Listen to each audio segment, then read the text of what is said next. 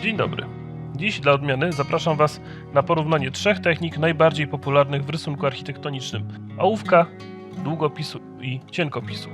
Na wstępie dziękuję wszystkim, którzy polecając ten film i subskrybując nasz kanał wspierają naszą pracę. Zacznijmy od ołówka, który nie przez przypadek jest najczęściej stosowaną techniką rysunkową, lubianą zarówno przez początkujących, jak i zaawansowanych twórców. Chyba najbardziej oczywistą zaletą ołówka jest fakt, że wybacza on błędy jak żadna inna technika.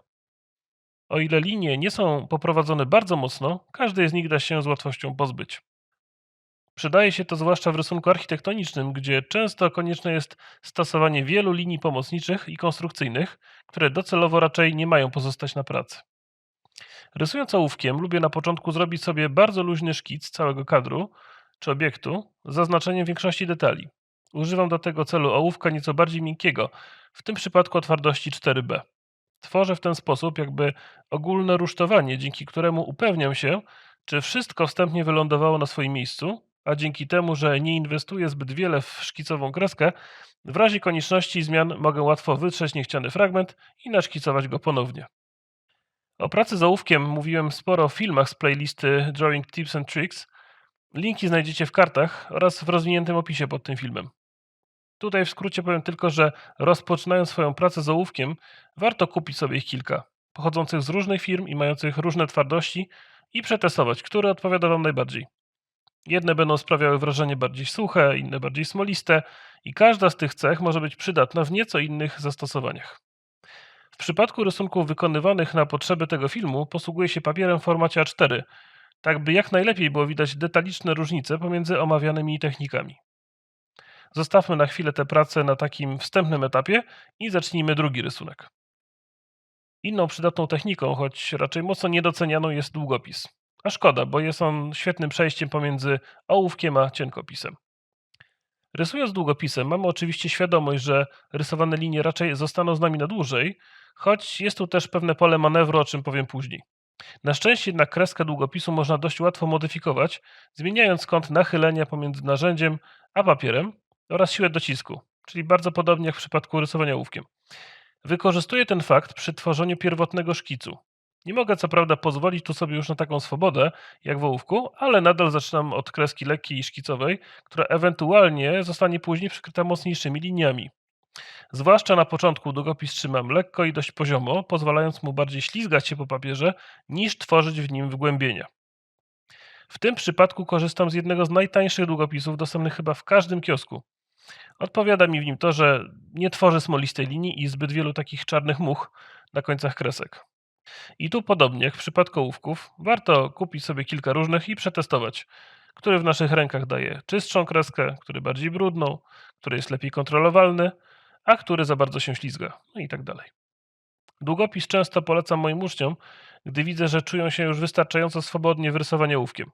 Jeżeli chcesz dowiedzieć się więcej o naszej szkole rysunku oraz kursach, które prowadzimy, to linki znajdziesz w opisie pod tym filmem. Zapraszam też do dołączenia do naszej grupy na Facebooku. A teraz zróbmy tu przerwę i przejdźmy do trzeciej omawianej techniki. Cienkopis. Dla początkujących twórców nieco paraliżująca może być ta jego wyrazista i trwała kreska. Wydaje się, że nie ma tu miejsca na błędy i stawianiu każdej kreski może towarzyszyć strach, że jeśli będzie ona błędna, to praca nadaje się już tylko na opał. Spokojnie, i na to są sposoby. Po pierwsze, cienkopisy występują w różnych grubościach i warto na wstępie w początkowym szkicu posługiwać się czymś cienkim i delikatnym. W tym przypadku mam cienkopis ze sztyftem 0,1. Po drugie, rysowanie pod dość płaskim kątem do papieru skutkuje nieco delikatniejszą i często przerywaną kreską. To bywa bardzo przydatne w szkicu, gdzie wiele jeszcze może się wydarzyć i można założyć, że wiele z tak zaznaczanych kresek zniknie pod późniejszymi detalami. Po trzecie, im więcej kresek, tym mniejsze znaczenie każdej pojedynczej. Nie bój się stawiać wielu kresek. Najprawdopodobniej, nawet jeśli niektóre z nich będą błędne, to znikną w gąszczu tych poprawnych. Nie mam tu na myśli kamuflowania każdego błędu, czy rysowania miotły wielu linii zamiast jednej eleganckiej kreski tam, gdzie ona jest wymagana. To bardziej słowa na zachętę, bo w nauce rysunku lepiej, moim zdaniem, uczyć się na własnych błędach, niż bać się te błędy popełniać. Tu jak widać, po zaznaczeniu podstawowych linii konstrukcyjnych i bryły całego obiektu, przechodzę do szkicowego zaznaczania głównych podziałów. Jak widać, nawet w tak zero-jedynkowej technice jak cienkopis, można spokojnie wejść najpierw w swobodny etap niedopowiedzenia. Zdradzę tu jeszcze swój mały trik, który kiedyś ułatwił mi przełamanie się do rysowania cienkopisem. Chyba każdy, kto zaczyna rysunek, na dużym formacie zwłaszcza, a zwłaszcza techniką tak agresywną jak cienkopis, ma w sobie pewien rodzaj takiego strachu przed pierwszą linią. A co jeśli źle zacznę, a jak będzie krzywo? I tak dalej. Mając kiedyś takie myśli, robiłem sobie w środku pracy byle jaką kreskę i przekonywałem sam siebie. Ten arkusz jest już zmarnowany, teraz możesz go tylko naprawić. I działało. I szczerze polecam. Dobrze, tymczasem wróćmy do ołówka. Po wstępnym szkicu przyszedł czas na detale. Pierwszą warstwę rysunku wykonałem nieco przytępionym ołówkiem o twardości 4B. Teraz posłużę się mocniej zatemperowanym ołówkiem 2B. Chwytam go nieco bliżej ostrego końca, by moja kreska była bardziej precyzyjna i wyrazista. W ten sposób opracowuję bardziej dokładnie wszystkie detale. Pierwotny podrys może się na tym etapie rozmazywać. Do pewnego stopnia można to zjawisko wykorzystać, bo dzięki takim rozmytym liniom pod spodem nowa warstwa lepiej wizualnie stopi się z papierem. Nie można z tym jednak przesadzić, bo praca zacznie robić się po prostu brudna. Na szczęście to ołówek, więc w razie awarii możemy spokojnie przewałkować całość gumką chlebową. Przyznam, że to mój ulubiony etap rysowania. Wydobywanie tych wszystkich drobnych smaczków nadających detalom ciężaru, a narysowanemu obiektowi autentyczności. Staram się jednak, by kreska nie była tu zbyt mocna. Jeśli na końcu praca ma wyglądać w miarę realistycznie, dobrze byłoby wiele zrysowanych tu teraz linii móc stopić z plamami cieniowania. A jak ten etap rysowania wygląda w przypadku długopisu? Tu podobnie zmieniam chwyt na pewniejszy i dający wyrazistą kreskę, która tworzy już zagłębienie w papierze. Zaznaczając detale długopisem należy uważać na dwie rzeczy. Po pierwsze, kreski spotykające się w jednym punkcie mogą tworzyć ciemne skupiska, takie wspomniane już ciemne muchy. Podobnie rysowanie mocną kreską jednego drobnego detalu może spowodować zlanie się linii w taką ciemną kropę i zepsucie rysowanego obiektu. Tu dużo zależy od wybranego długopisu, ale należy spodziewać się, że raczej każdy tusz ma swoją lepkość i przy nadmiernym szarowaniu po jednym miejscu tusz na papierze będzie wyciągał za dużo tuszu z głębi długopisu. W takiej sytuacji przydatne może okazać się przetarcie rysowanego miejsca czy końcówki długopisu szmatką do sucha. Rysowanie długopisem jest z założenia nieco bardziej szkicowe. Dokładne opracowanie każdej tralki czy kapitelu mogłoby finalnie wyjść wręcz nudno, a takie lżejsze ich zaznaczenie czyni całość bardziej spójną. Zobaczmy teraz, jak podobne detale wyjdą w wydaniu cienkopisowym. W porównaniu z długopisem, cienkopis 0,1 to igła, choć przy nieco mocniejszym docisku wychodzi z niego też konkretna krecha. Dzięki temu, że wcześniejsze linie były nieco pourywane i delikatne jak na możliwości cienkopisu, teraz możliwe jest mocniejsze zaznaczenie detali takich jak dachówka, które zmienią ogólny obrys obiektu i nie ma tu konfliktu między tymi dwoma warstwami. W porównaniu z ołówkiem i długopisem, rysowanie cienkopisem idzie szybko. O ile tylko nie przejmiesz się każdą stawioną kreską, nie musisz też przejmować się rozcieraniem pracy nadgarstkiem i tworzeniem smolistych plam. Owszem, tu też zbytnie nagromadzenie kresek w jednym punkcie może dać nieciekawy efekt, ale tusz nie jest już aż tak lepki i szybciej wsiąka w papier, więc łatwiej unikać podobnych awarii. Nakładana nowa warstwa detali praktycznie przykrywa pierwotny szkic i w tym kontekście nawet linie wystające poza obrys bryły nie są już tak zauważalne. Przez zmienianie docisku cienkopisu do papieru jest też niewielka możliwość zmiany grubości kreski i wykorzystują to chociażby w rysowaniu drewnianej konstrukcji ścian, mocniej akcentując te strony słupków, w których byłaby widoczna ich grubość. Teraz czas na dodanie faktur materiałowych i tym samym wróćmy do rysunku ołówkiem. Nadawanie powierzchniom charakteru materiałów budowlanych to ostatni etap rysunku linearnego, który wykonuję przed cieniowaniem. W tym przypadku podziały na kamienie zaznaczam kreską, nieco bardziej miękką od tej, którą zaznaczyłem detale. Pozwalam po prostu, by ołówek, nadal 2B, był delikatnie przytępiony. Dzięki temu kreska nie będzie rozdzielała za bardzo płaszczyzn i lepiej stopi się z cieniowaniem. Unikam też wyliczanki w podziałach, czyli rysowania każdego kamyczka czy spoiny. Pewne niedopowiedzenie w warstwie linearnej wraz z odpowiednim cieniowaniem nada później pracy lżejszego charakteru, świetlistości i realizmu. Ten etap pracy jest też dobry na lekkie wyczyszczenie rysunku za pomocą gumki chlebowej. Używam jej tam, gdzie roztarcie ołówka stało się zbyt silne i może powodować brudne wrażenie, ale też tam, gdzie pozostały linie pomocnicze, których już nie potrzebuję. Są w pracy takie miejsca, które wymagają nieco gęstszych podziałów, by odróżnić je od otoczenia. Dlatego zagęszczam na przykład prawie poziome podziały na dachu i tym samym silnie odróżniam go od stanowiących pionowe akcenty attyk. Przejdźmy do długopisu. Tu muszę zwrócić nieco większą uwagę, by podziały wynikające z materiałów nie rozbijały integralności całego obiektu. Delikatnie i szkicowo rozplanowuję układ kamienia i boniowania w dolnej części mostku i dopiero upewniwszy się, że podziały są równe, zaznaczam je mocną, ale szkicową kreską, podobnej do tej z warstwy detali. Zbyt silne zaznaczanie detali może spowodować, że niektóre linie okażą się zbyt silne. Tu na przykład stało się tak z łukiem środkowego przęsła mostu. Przy cieniowaniu będę musiał skupić się na tym fragmencie, by stopić linię w cieniowaniu spodu mostu. I teraz mały game changer, czyli papier ścierny. Nie za mocny, tu używam gramatury 150. W połączeniu z twardą gumką działa trochę jak gumka chlebowa. Osłabia zbyt silne linie i plamy. Przecieram nim najmocniejsze strefy pracy, a następnie wycieram twardą gumką. To nieco osłabi silnie linearny charakter szkicu i pozwoli lepiej łączyć go z cieniowaniem. Mając na uwadze, że będę używał papieru ściernego, tę pracę wykonałem na nieco grubszym papierze o gramaturze około 200. W przypadku cienkopisu ciężej o różnicowanie faktur i detali, stąd obie te warstwy mocno się przeplatają. Za pomocą krótkich i urywanych kresek można natomiast zasugerować podziały cegły czy kamienia na murze, a drobnymi kropeczkami nierówności w wypełnieniu pól konstrukcji szachulcowej w wyższych kondygnacjach.